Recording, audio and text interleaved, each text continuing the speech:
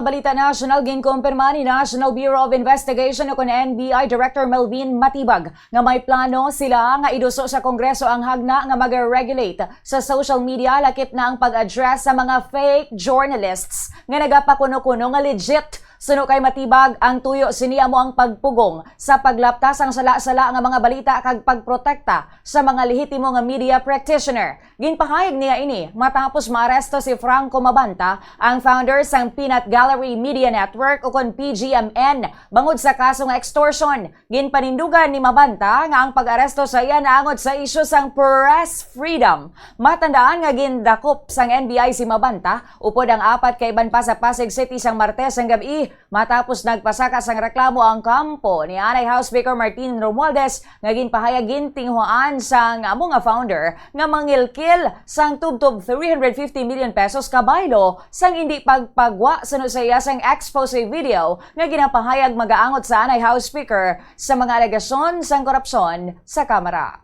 Actually, the biggest takeaway of this case, setting aside all the noise and all the political issues na sinasabi, ang lesson natin siguro dito is mapapulis natin yung social media na posting to be news outfit, yung parang conventional media natin, kayo, you're guided by KBP. Pag may ginawang kalokohan, pwede mag-suspend yun, magpatong ng suspension.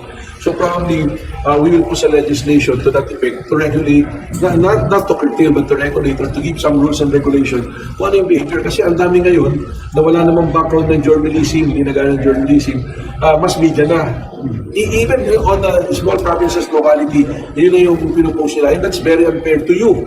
Na mga nag-aral talaga, may background, nagbabayad ng buwis, diba? Kung ano yung pumapasok, inaarap talaga. So, kailangan siguro magkaroon ng regulation on this matter.